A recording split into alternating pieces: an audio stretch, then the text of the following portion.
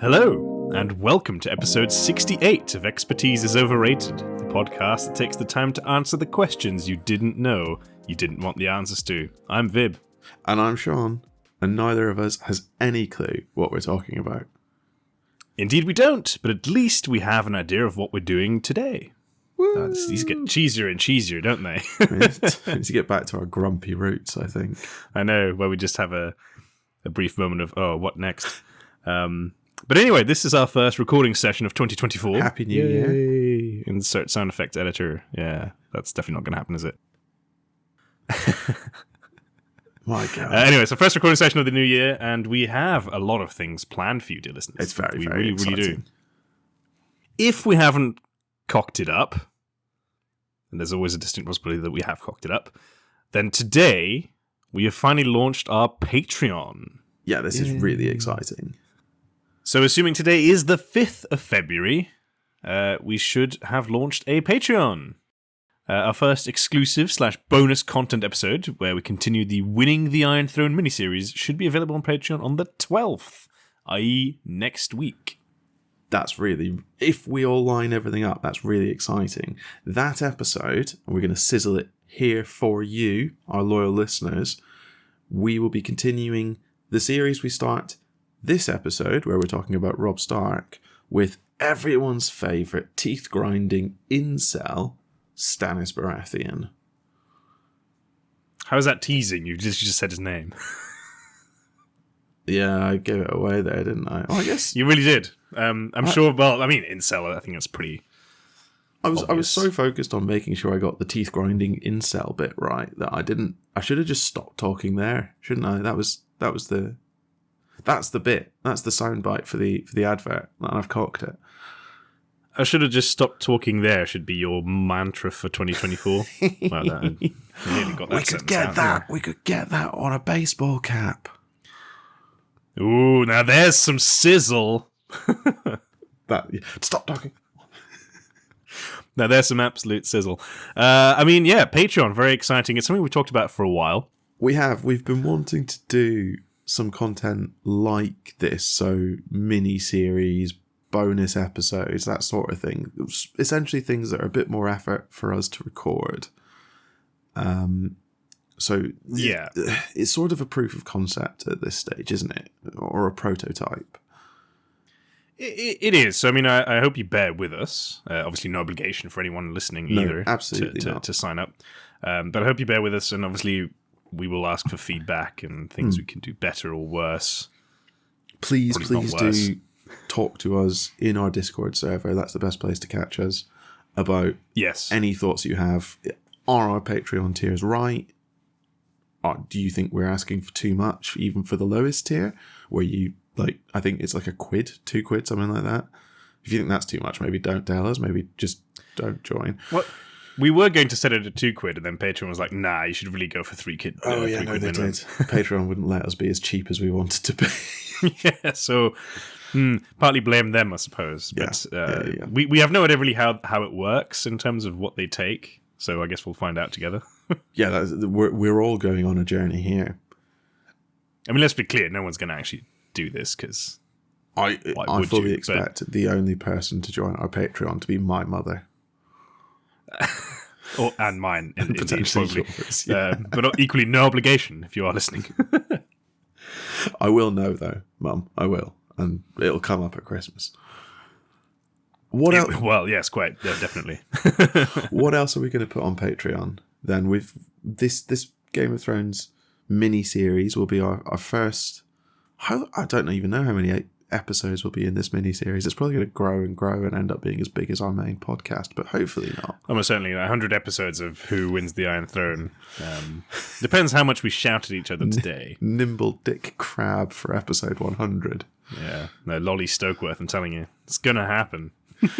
But no, we're also... I don't know exactly where it's going to go, but we're going to start an outtake feed of some of the stuff that gets cut from these recordings will potentially go on Patreon, or we'll make them available through the Discord or something like that. And I think something... Sorry? Yeah, go ahead. I was going to say something we're both really excited to give a try is my crusade to civilize and educate the internet has a second convert, doesn't it, Vib? You're joining me. Well, yes, but weirdly, this was my idea. I don't like this, but yes, it was. It's my idea to upscale your crusade to educate the internet, because I've seen you struggle for years now, which is kind of scary in and of itself.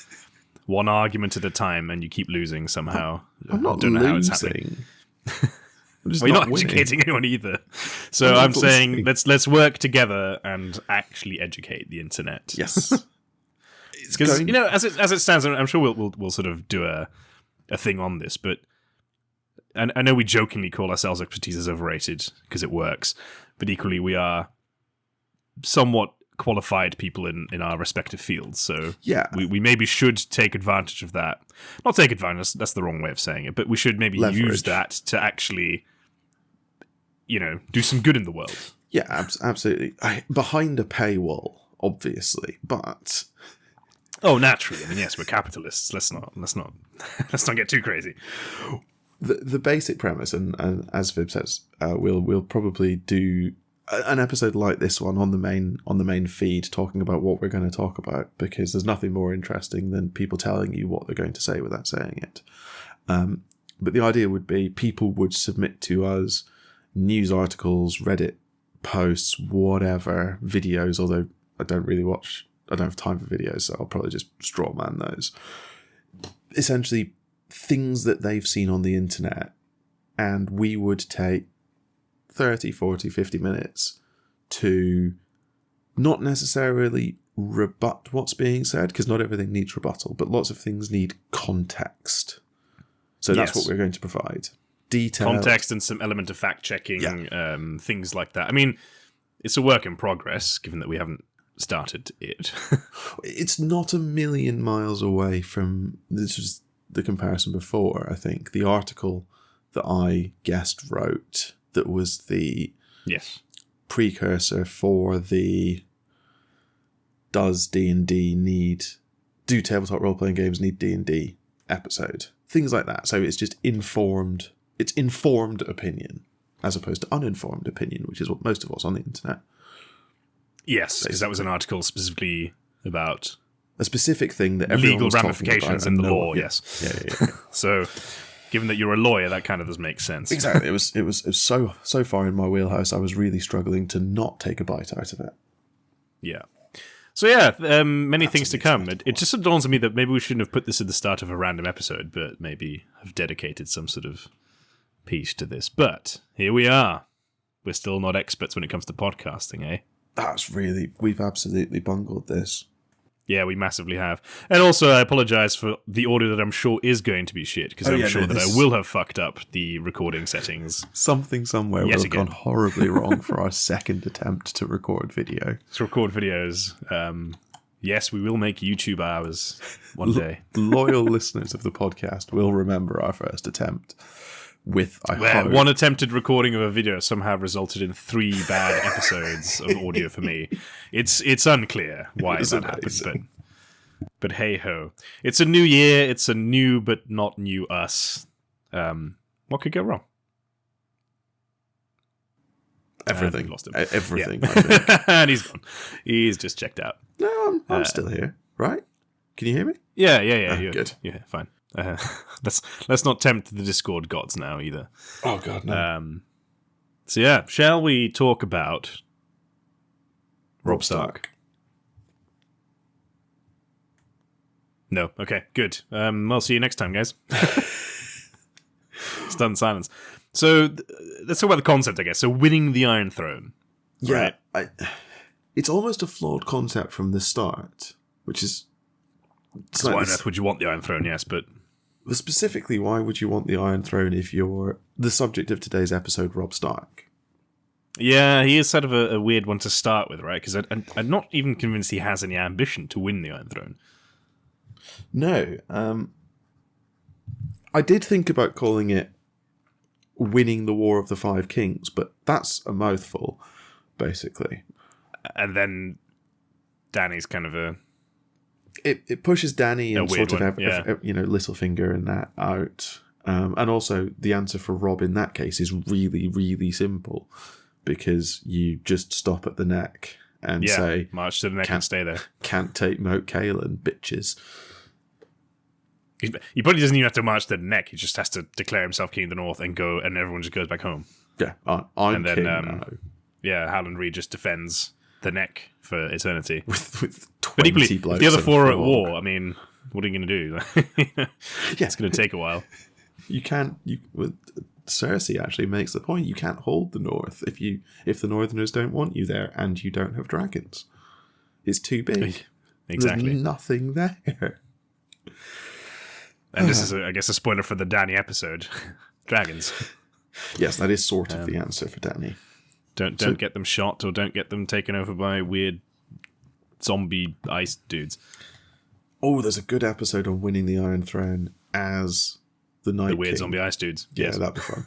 Looking forward to that. But so what are the rules? What does Robb Stark have to achieve?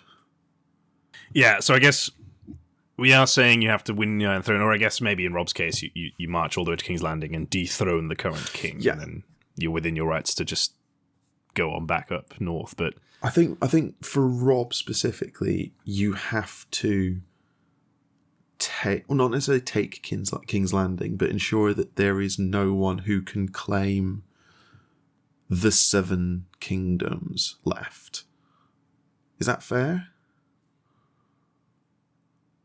no one who can claim the 7 kingdoms. No one who can claim to... No pretender to the Iron Throne. Yes. A realistic pretender. So what you're saying is Robb essentially would have to install Stannis on the throne as a as a legal sort of handing over of the rule of the Seven Kingdoms. Robb wins by either sitting on the Iron Throne, destroying the Iron Throne in King's Landing, or installing on the Iron Throne a monarch whose first act is recognising the independence of the North. Well, I mean, you keep the throne hostage essentially until you have that guarantee. Those 3 things are basically identical, I think. Of course, that brings about the first problem. Really, is that if he marches south, the Iron Islanders come in. Yeah, but I feel like that's fixable by leaving a very quick instruction with Roderick Cassell to not be an idiot. But to be fair, that's fair. We sort of need to pick our time frame as well, and I think the time frame for the miniseries is different for each actor. It's going to be slightly different for each character, isn't it? Yeah. I think it has to be. Because if you're literally marching into the Red Wedding, then I don't think there's any saving you. So yeah, exactly. I mean, they're probably not miles apart from each other. The only one that might be is Dany, I think, and potentially Renly, because Renly dies so early in the War of the Five Kings. I think we started the War of the Five Kings. Yeah, Dany, I mean, there's a lot of boring stuff that you have to navigate through, I guess, with her before you get anywhere. But even so, there's probably some things you want to do out in Essos that are important. Yeah, that's probably true. But yeah, I guess around about the time that the War of the Five Kings kicks off. Is it Ned's execution? Or Ned definitely has to be dead. But is that our trigger moment for most of the characters? Yeah. Yeah, I think it probably Ned's execution is... Well, or technically Robert's death, I suppose. Well, no, because then... If you want to keep Ned in play to an extent, but I mean, there's so little time in between the two, I guess. It's sort of... Those two things are sort of irrelevant for Robb. Yeah, we'll say that's our flashpoint, right? For Robb, it's Ned's flashpoint, or it's Robb's crowning as king in the North. Either of those, I think, they're sort of contemporaneous. I mean, I think we can say we kick off the series as Ned Stark dies, but I think I would do nothing different that Robb does up until he gets crowned. Yeah, that's fine. Because you're just ably winning territory and winning some fights. Yeah, I think there's not much I would change. Except, yes, maybe leave a message with Roderick to say, don't be a tool. That's probably the quick one. So before we dive into it, before we dive into Robb, who do you I'm fighting to not make a joke about Richard Madden.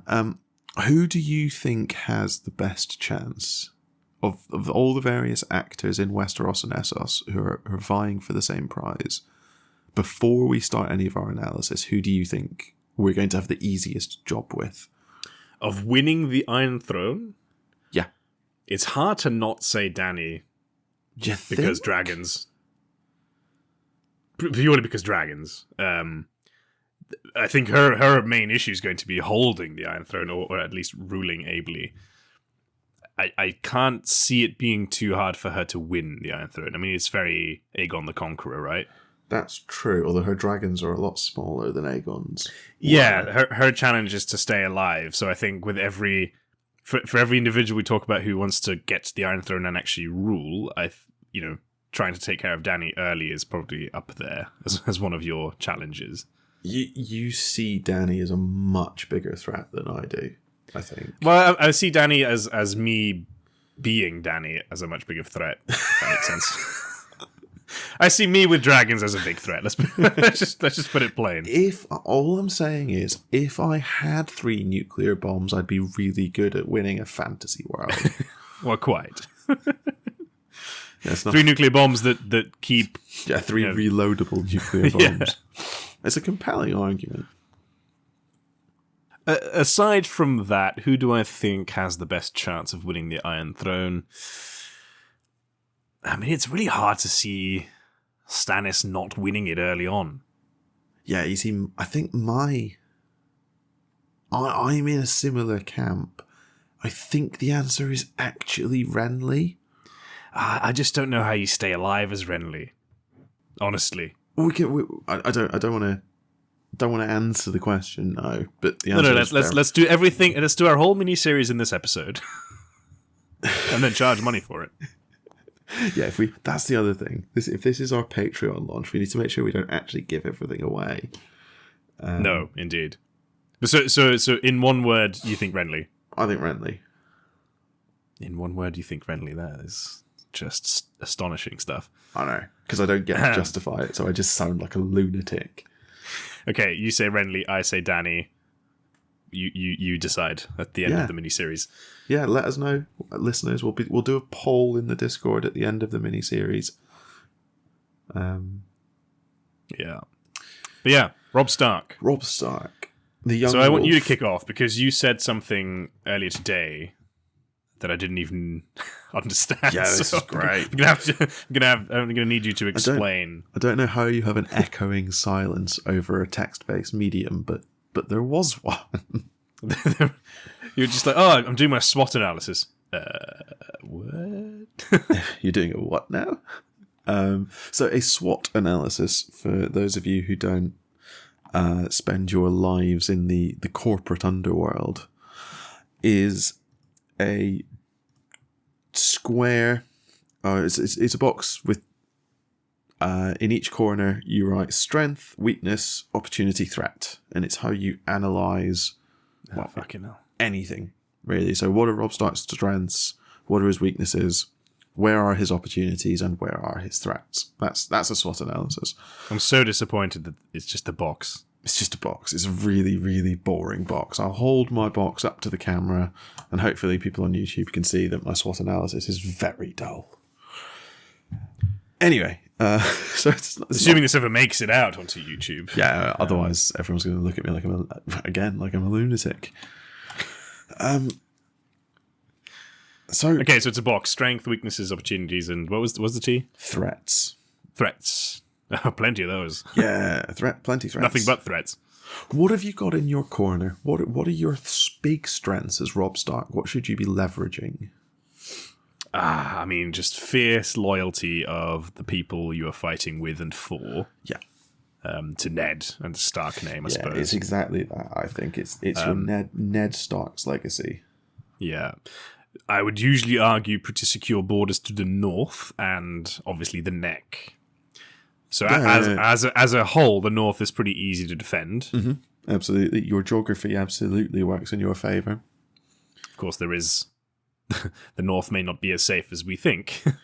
Or No. at least as Robb thinks. No, that's true. And I think there is a point to you as Robb Stark, even if you win, are going to be first on the line against the others. But that's not part of today's concern, really.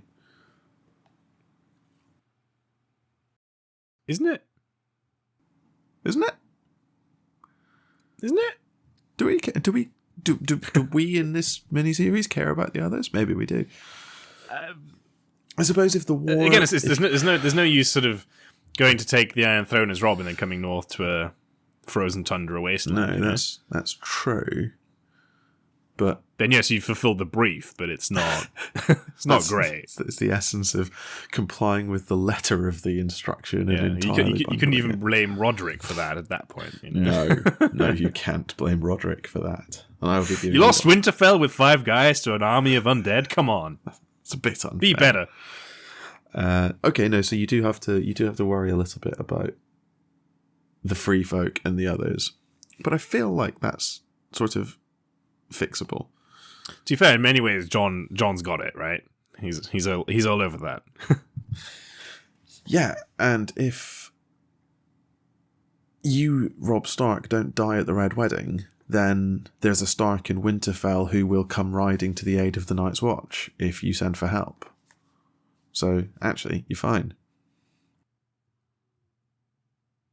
See, but that now raises an interesting point. I'm going to ignore your SWOT analysis because it's too That's fine. corporate.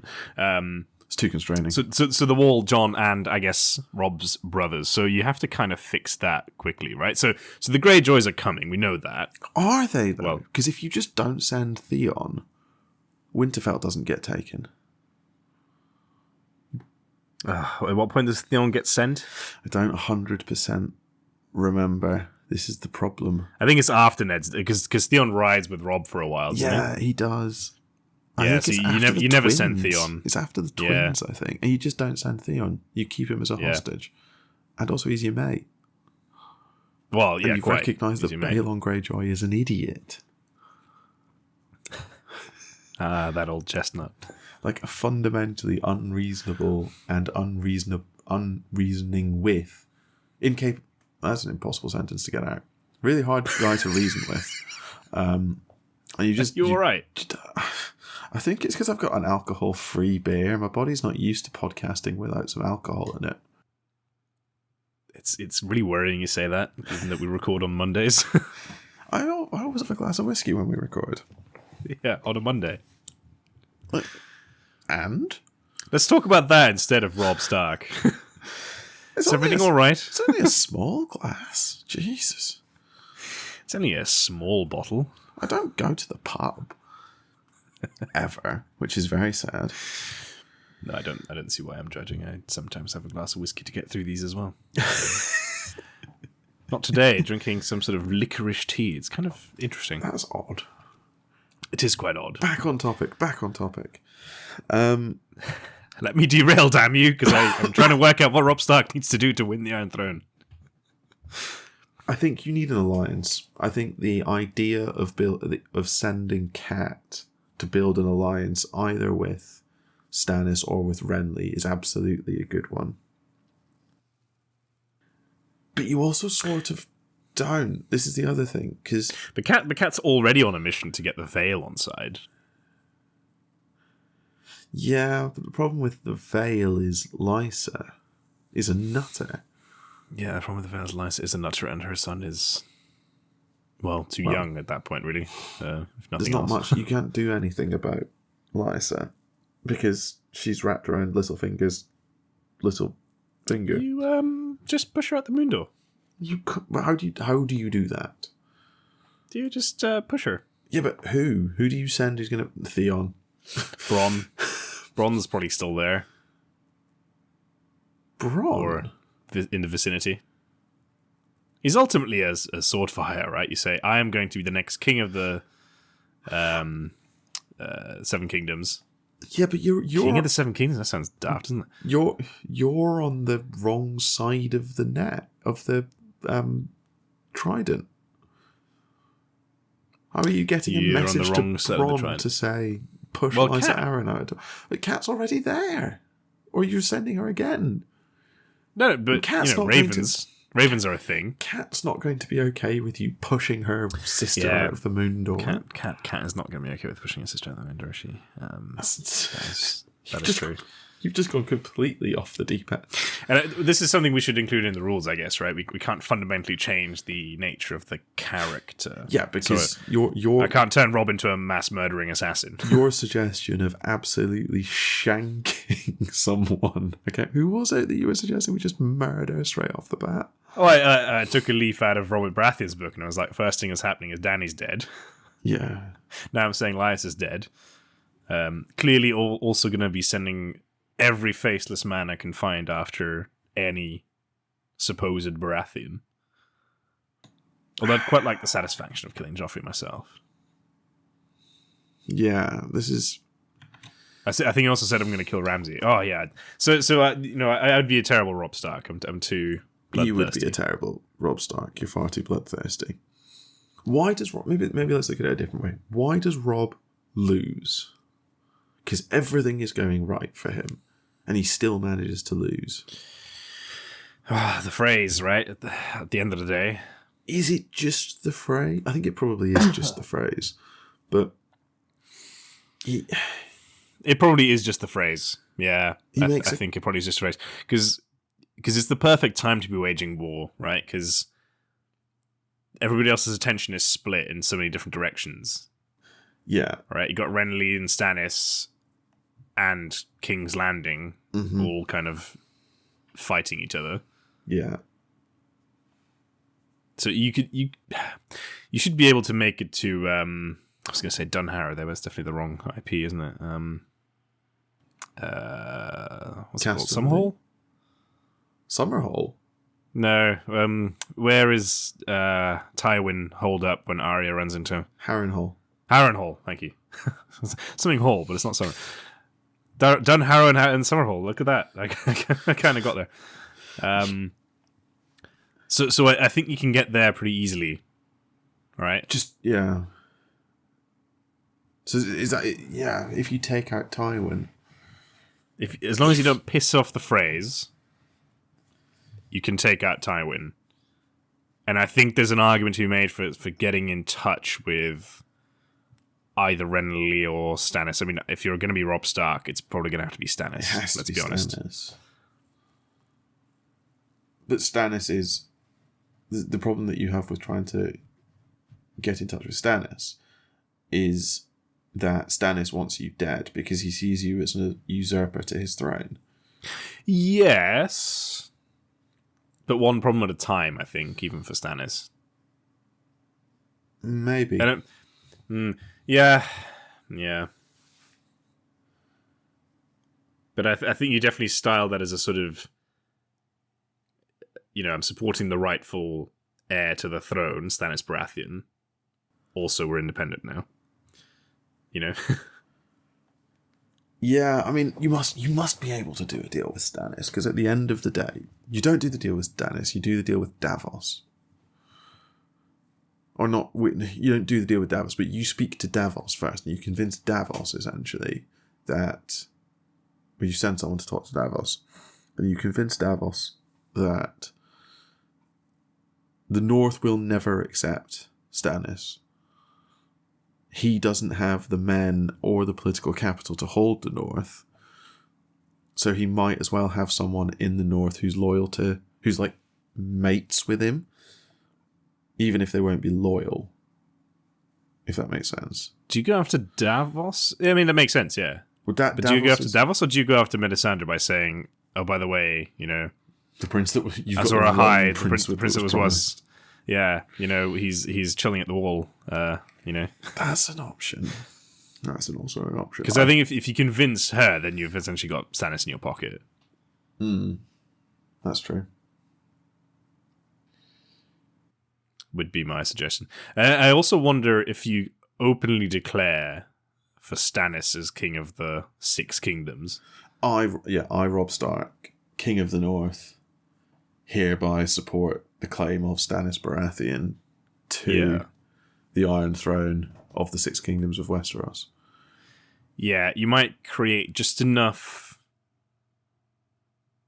Yeah, you might create just enough of a sort of the problem flow in Renly's camp as well, where they're like, you know, do we really want to fight the Starks? Those guys are weird. the Starks and Stannis. The problem, I think, Yeah, the big problem is that by the time you're talking, like, Robb Stark isn't only king of the North. He's king of the North and the Riverlands. The Riverlands declare for Robb. So maybe you just have that's a good point. Maybe you just have to give them back. I don't really want these. Can you take them, please? Because they also massively eviscerate your ability to defend your kingdom. Well, no, I mean, ultimately, I think what you do there is you don't crown Edmure, but you say, Edmure, you're still Lord Paramount of the Riverlands. Do what you will with that information. Yeah. If you decide you want to be independent, then we can, I guess, back that. There's also a lot of very strange... So, like, if you go back to the 100 Years' War in the real world, the kings of England... no, not the real world. The kings of England, in theory, in their holdings in France, were vassals of the King of France in relation to those holdings. So yeah, there could be a way where you're like, I own the Riverlands, but they're still part of the Seven Kingdoms. That's not really going to work, because they've specifically declared for you as king rather than... But this is the whole problem with Westeros in general, right? In that they're supposedly all one kingdom, but we still call them the Seven Kingdoms. Yeah, I think that's right. I think the Seven Kingdoms is almost a flawed institution. Are we boring you? Sorry. Do you want to... Should we go out for a quick run or something? Just need a... it's too cold to run. Fucking hell, honestly. It is too cold. First episode of 2024. Get in it. I'm very tired. Christmas is a tiring time if you've got a toddler.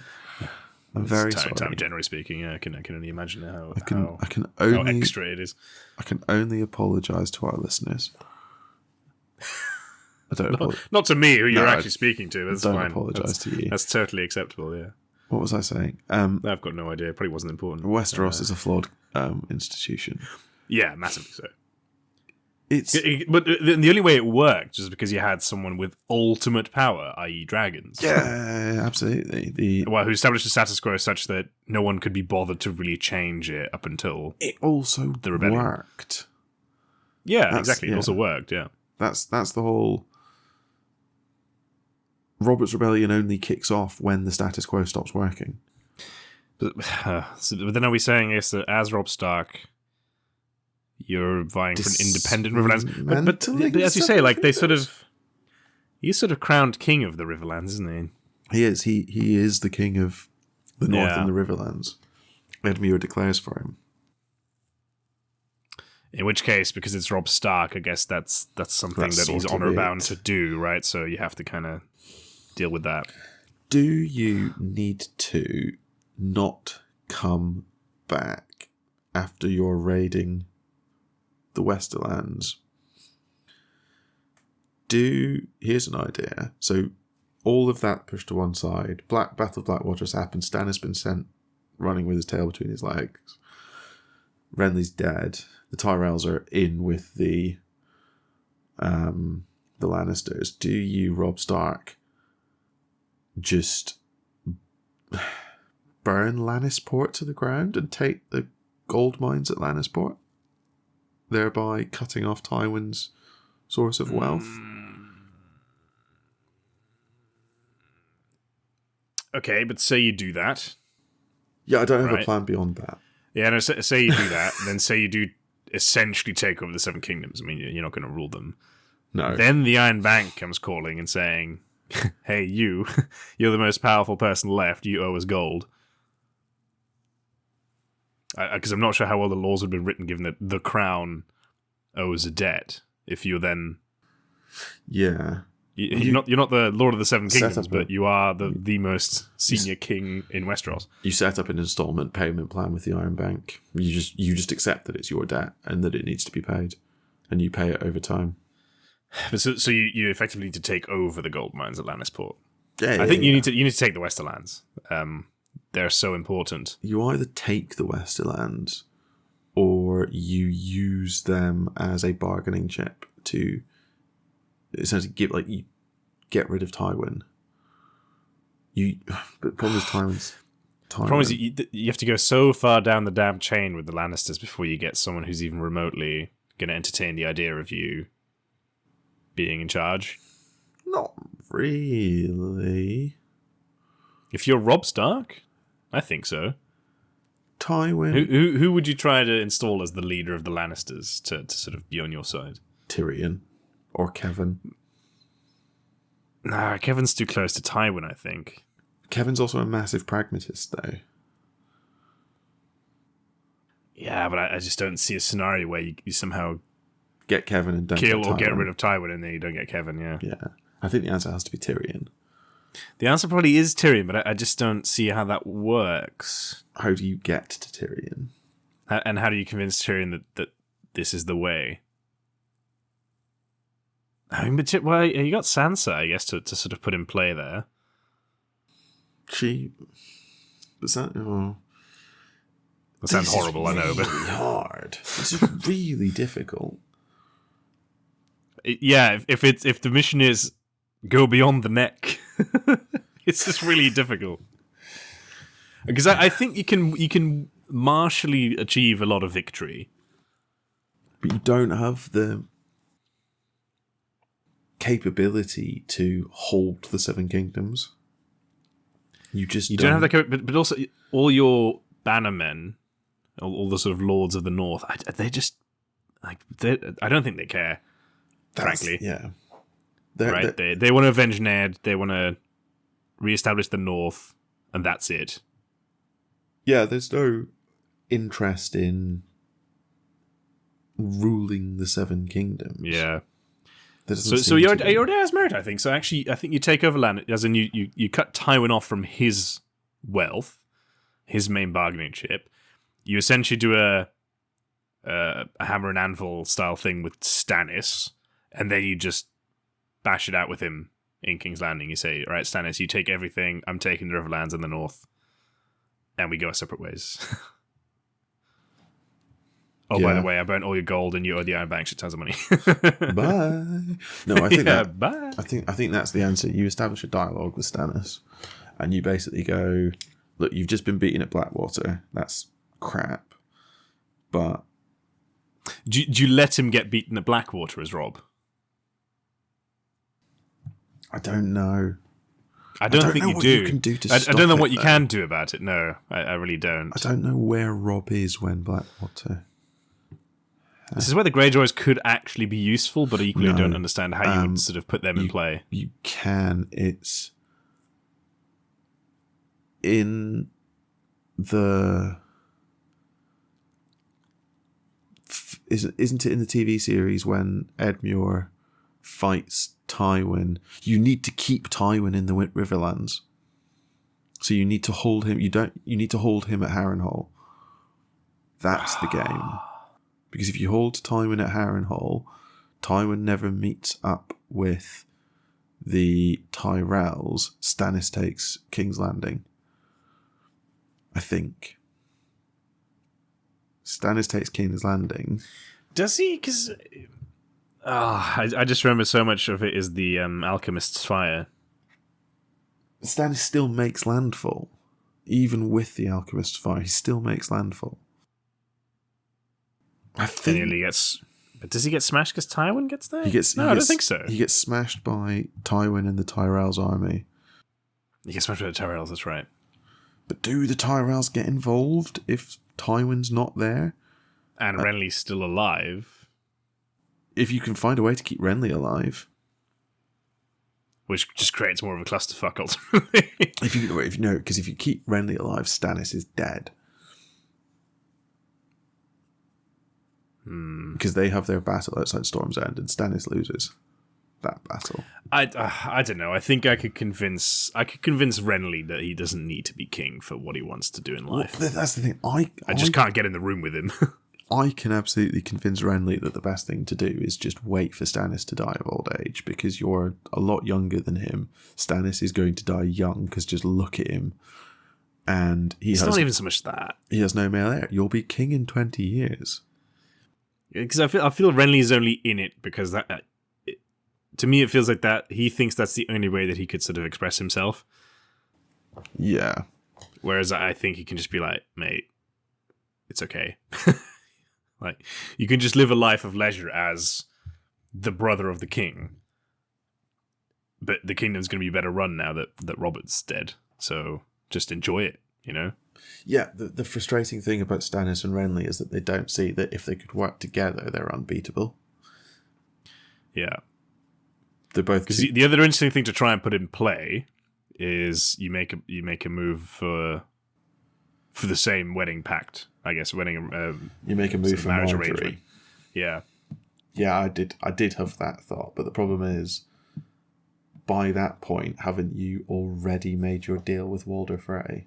I don't think you make that deal with Walder Frey. I think you find a way to. You don't make that deal without him. Yeah, because we're starting when Ned gets executed ultimately, right? So you don't make a deal with Walder Frey. You just say, "Get the fuck out of my way," or quite frankly, I'm going to end this weird dynasty of yours. Yeah. Can the North take the twins? Probably. Can the North take the twins and have enough left to then do more? Is the other question. That's the question.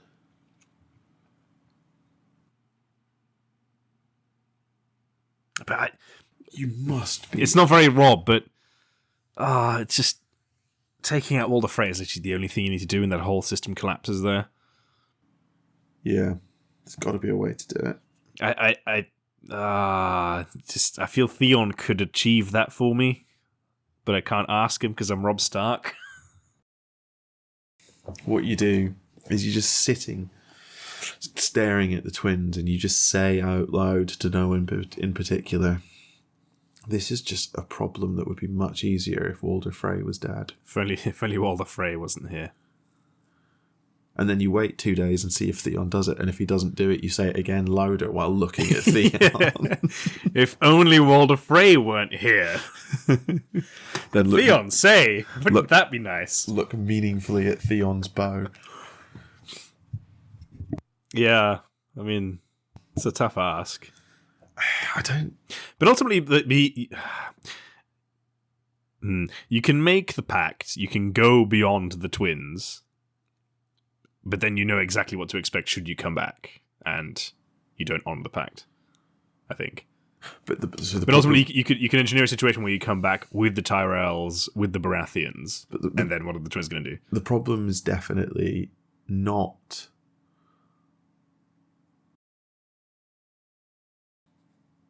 what am I trying to say? The pact is not a problem if the reason you break the pact is Jane Westerling, because that's excusable. No, it's not excusable, but it sort of is excusable. The pact is a much bigger problem if you're trying to build a marriage alliance with Marjorie. So you almost need the Marjorie. That's the answer. You need to do the Marjorie alliance before you get to the twins. That's the answer. But then how do you get passage? Because you're then not an option. So you just offer Edmure straight away. You just offer Edmure, yeah. Is that enough? You might need to sell off Bran. Bran. Yeah, you can have Bran. Yeah, I think you need to sell off Bran. Edmure and Bran. Yeah, that could work. But why is Jane Westerling not a problem? Have we talked about this before? It's not that Jane Westerling is a problem, but Jane Westerling is, in the context of Robb Stark as a 15-year-old boy, excusable. Like, oh, I see. Oh, yeah. So just a minor transgression. It's not a minor transgression, but it sort of is. Like, Robb is a young boy stroke man who, in the depths of grief, besmirched a woman's honour, and so did the only honourable thing open to him, even though that put him in a dishonourable position vis-a-vis Walder Frey, because he put the honour of a woman above his own honour, essentially. Hey, Theon, wouldn't it be nice if I never made that mistake? Because Theon's just going to be the answer to all my problems as Robb Stark. Well, you see what I mean?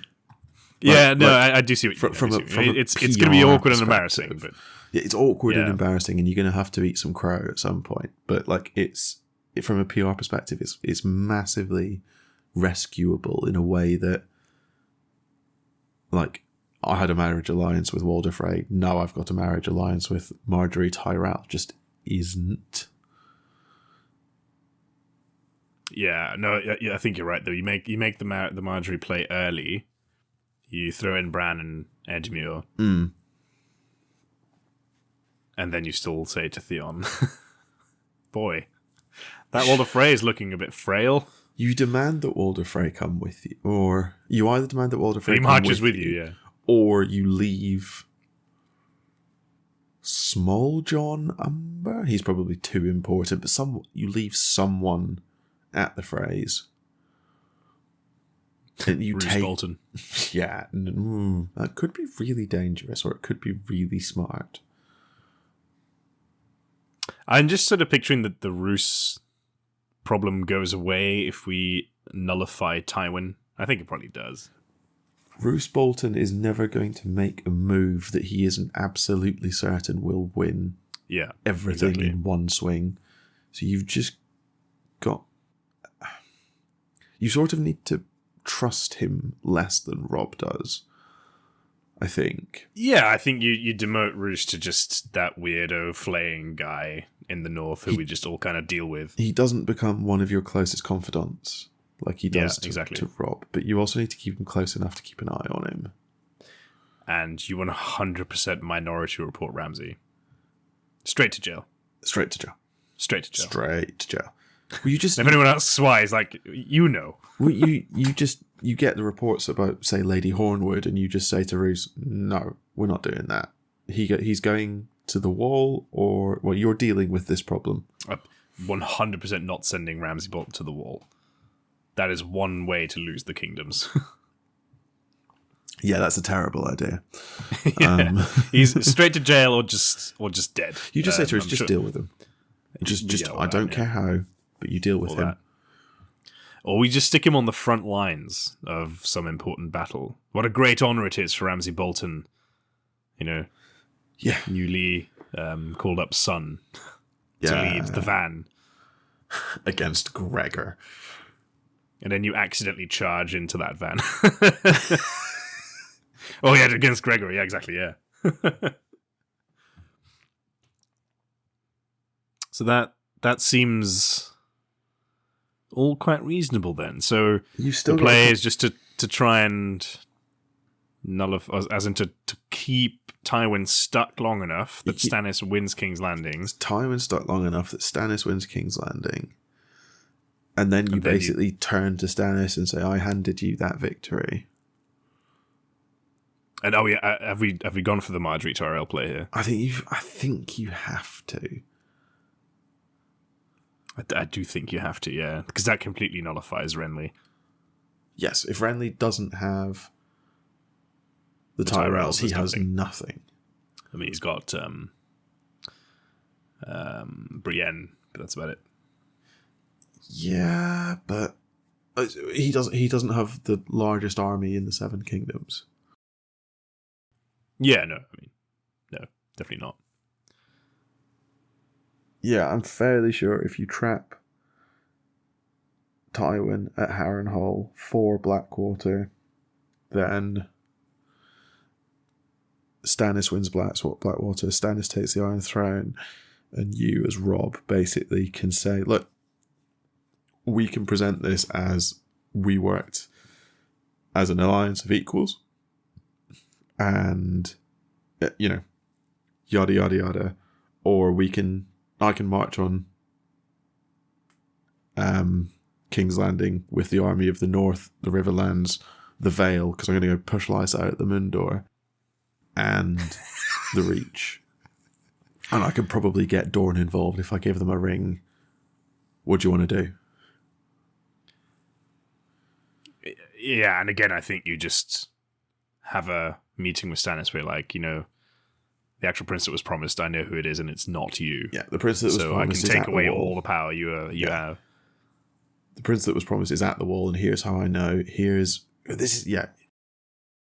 I'm assuming that we've got our knowledge. We need our knowledge as Robb. So we need. I mean, otherwise I'm no military commander. What the fuck am I? Yeah, no, that's true. I'd be dead in a day, and you die of diabetes in a day. So, it's got to remain academic. Yeah, I think that'll kind of, and I feel you could reason with Stannis to an extent. You could just say, well, listen, the Seven Kingdoms only worked because everyone agreed we would be Seven Kingdoms united as one. We no longer agree, and there's just the numbers are not in your favor. Robert's rule proves the Seven Kingdoms don't work if you don't have a lot of them pointed in the same direction. And quite frankly, like, let Stannis try at that point, right? Because he'll lose all support, as he did anyway, and then we'll just put Renly on the Iron Throne. And I'm sure if we just say to him, listen, you can chill, you can do whatever the hell you want, just leave us alone. I think he'd go for that. That feels like the answer. Because ultimately, I mean, I guess it's less clear in the books how much of a threat the far north actually is, but I would still quite like to hoof it back. I think it's the biggest threat. I think the whole point of the books is all the politic in the world doesn't matter when the end of the world comes knocking. And if they could have put aside their petty squabbles, they'd be able. Soundbite. Yeah, sorry, but I think that's the point that George R.R. Martin is making. It is, yeah. It's that sort of, if let's have two dogs are fighting, the third one gets the bone. Exactly. Yeah. So I would hoof it back up. I guess Dany is still a problem. You kind of just have to make her realize that she doesn't actually want to be queen of the Seven Kingdoms. A united Westeros is a match for Dany, I think. Yeah. But just give her Dragonstone. That's probably what she wants. You can have Dragonstone back. That's your ancestral home. If somehow Robb Stark has remained single through all of this, then just marry Dany. We'll marry Dany. Alternatively, one thing we haven't actually considered is we can just claim the Seven Kingdoms as the Seven Kingdoms, but install Jon as the king. No, and we stay king in the north. There's a play. Jesus, right, we'll say here's the rightful Targaryen heir. I present to you. Everybody, fuck off. I present to you the son Aegon of Targaryen. Rhaegar Targaryen and Lyanna Stark. Melisandre's prince that was promised. Also, he's a really nice bloke. At that point, I don't even want to be king in the north. Yeah, I'll be his bannerman. That's fine. Lord Paramount, yeah, that's fine. Jon's just like, I hate you. I hate you so much. Why did you do this to me? And then you marry him to Dany because it's a Targaryen thing. Ah, bingo. And everyone lived happily ever after. Genius. Done it. We win. Did it. Boom. Smashed it. But genuinely, I think that could be a play. That is if it turns out that things are not going to plan as flawless as our plan may be, there may be some hiccups. And we don't have a particularly coherent plan. We've got a few it's just we do these two things and then we win. A lot of it is just take Tywin out of play. You make sure Cat doesn't release Jaime. That's a big one. Yeah, you keep Cat under control. There's got to be a sort of implied, all of the stupid stuff that happens, we don't let that happen. we don't do that. So we don't do that. We don't let Cat release Jaime. We don't let Rickard Karstark murder two Lannister children. And I guess do we let Littlefinger kill Joffrey, but I guess it's moot because Stannis will have taken King's Landing. You probably do have to deal with Littlefinger in some way, but there's enough just weirdness about him and Lysa and Sansa that I think that's doable. You just out Littlefinger. Well, to be fair, I think if Stannis takes King's Landing, Littlefinger is going to end up on a spike. Yeah, that's entirely possible. At which point Lysa jumps out the moon door, and then the Vale's yours. Done. Sorted. Easy. So I'm surprised that what you didn't actually say is we have Bran, so we have the most powerful being in Borderlands. The problem is Bran isn't going to go north because I'm not going to lose Winterfell because I'm not going to let Theon. No, I think we send Bran north anyway. No.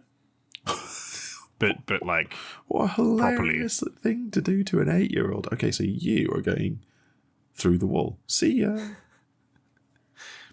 And all you're gonna get is Jojo Mira Reed and Hodor. Although, if we send enough guards, then Hodor never becomes Hodor, and then we've actually saved the series. I think we did it. Yeah, we've done it. Fixed the whole. And we didn't even need your SWOT analysis. Although I'm quite keen. So what did you have down on your SWOT analysis? What have I got? The strengths. The momentum. Strong sense of honor. Sense of honor. The fact that your vassals fight for Ned Stark's legacy. The geographic position of the North. You have a very militarized society and a society used to hardship, so you can probably endure a long war more readily than others. Weaknesses. Your vassals are quite hard to control. Sorry. Yeah, before we sort of move on from that, yes, your people are used to not much, but winter is coming. Winter has come. You've only got one port. That might be challenging, you know? But I think that the North is good at surviving winter. Like, we get... Yeah, but they've not had to do it independent. Well, I suppose they probably always have done it independently. They've always done it independently. Yeah. There's lots of stuff through the through Game of Thrones about, and I think some of the later books about Ned and other Starks ensuring that people are putting away enough of each harvest to survive the winter and things like that. So yeah, it's a long winter though. It is that is true. It is going to be a long and difficult winter, but I think you can survive it. Yeah. Yeah. Anyway, and you'll also be better at fighting in the winter than anyone else. Weaknesses. Your vassals are a problem. So you have some very, very useful vassals like the Great John and Wyman Manderley, but you've also got people like Rickard Karstark and Roose Bolton. You also are... That's pretty true of everybody, though, it's right? probably true of everyone. Little vassals are going to be great. The North's geographic upside is also a downside. So yes, massively. You're resource poor, and also you're going to be fighting a long way from your supply base. Although you have if you get stuck south of the neck, you're fucked. You're not retreating.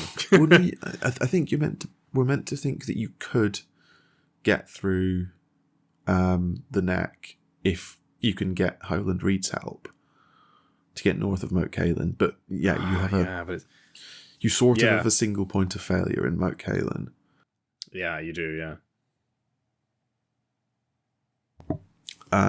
You don't have a lot of weaknesses, though, as Ned, as Rob. You really don't. That's well, in an offensive war, you might do. As you say, I think the supply lines are going to be a pain. Yes, that's true. And I think motivation of your vassals to keep going south, because there will come a point where they're like, "Look, Ned's dead. We are very sad about that fact, but we're not going to bring him back by all dying." Yeah, and importantly, they crown him king of the North. Right, which is a very strong suggestion of, let's also stay there. Let's stay there. Yes, no, I think that's right. Opportunities and threats I'll do really quickly. So your opportunities are things like going and raiding the Westerlands. I also think Jane Westerling is a potential opportunity because she's from a large, prominent, wealthy Westerlander family. So that's a potential. She might. I think you keep her in play if you can't get Marjorie. Yeah, I think so. It's a potential host to take over rulership of the Westerlands. And Tywin's not popular in the Westerlands. He's feared, he's not popular. And then your threats are, the Freys, the Boltons, the Greyjoys, and the others. And That's everybody. Everyone who ends up contributing to your death, they're your threats. Yeah. So it was quite a high level SWOT analysis at this rate. But yeah, no, that's fine. Yeah. I mean, obviously, let us know, listeners, if you're still with us. If how would if we're you getting off lightly by essentially just saying, "Oh, it's easy. You just pin Tywin, make an alliance with Stannis, and boom, Bob's your uncle." I think the Stannis alliance is the hardest bit. You sort of need there's to also. Sorry, go ahead. I was going to say, you sort of need to do the Tywin pinning in the hope that wins you a Stannis alliance rather than to get a Stannis alliance, rather than with a Stannis alliance. Yeah, I think also if you can convince Tywin that he's beat, yeah, it's hard to gauge him, but you do essentially make the point that, look, we both know that Joffrey and co are not Baratheons, right? And we can either make a very big deal of this, or we can come to an alternative arrangement and we can still keep the Lannisters in some seat of power. Because Cersei's ultimately now free. Mm-hmm. Oh god, the unholy Robb Stark, Cersei Lannister marriage. If it comes to it, you'd die so quickly. Yeah, oh god, you'd be eaten in a pit of vipers. But I'm saying there's maneuverability there. Who we didn't talk about is Fagon, I guess, and the Golden Company, who I'm sure will just staunchly continue their invasion of Westeros.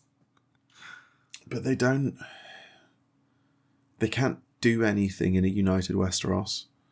No, I think it's actually just flick into the sea. Oh, there's 1,000 blokes have landed at Griffin's Roost. Okay, shall we push them back into the sea? Okay, yeah, we did. Question one, where? They're marching on Storm's End. Okay, I guess we let them do that? Also, I will be sending a raven very quickly to Doran Martell and be like, it was Tywin. If you don't want your son to be incinerated, I would strongly urge you to call him back. Call back. Yeah, call him back. That won't work. It was Tywin. It was the Mountain. It was Amory Lorch. Well, actually, I guess Oberyn's probably still kicking, right? So yeah, if you can just is there an area? Just send a raven to him saying, just whatever you do, don't showboat. Just kill him. Is there an Arianne Martell potential? Is there an Arianne Martell potential? I don't know. Do you need Dawn that much? You can't get Marjorie. Yeah, but yeah. It's hard to gauge how Dawn feels about the North. I feel like they're just they're just irrelevant. Like, they each would think the other was irrelevant because they're as geographically removed as it's possible to be. Yeah, and I think if your whole rhetoric is we're kind of turning the Seven Kingdoms into Seven Kingdoms again, so do your thing, Dawn. They're like, oh yeah, we already do. Yeah. Yeah. But then, of course, there's Darkstar, because he is of the night. He is of the night. There's no stopping that. So if he decides to take action, then it's just over. That's true. He is the most dangerous man in Dorne. But yeah, I think we've cracked it. Turns out. I definitely think there's a Reddit post in our future of your SWOT analysis. I hope it's really dodgily drawn. I don't know how I do it in Reddit. That'd be really funny. I should try and work that one out. Just take a picture of what you have done and upload it. I'm not putting my handwriting on Reddit. I think you should. I think everybody would want to see that. My ego can't take that. No, we'll find a way to get this on Reddit, and then we will cross-post it to our own subreddit, which I don't think we mentioned at the top of the episode, but we now have our own subreddit. Oh, we did. We put it in the list. Did we not talk about that? No, I don't think we did. We continue to be monuments to vanity.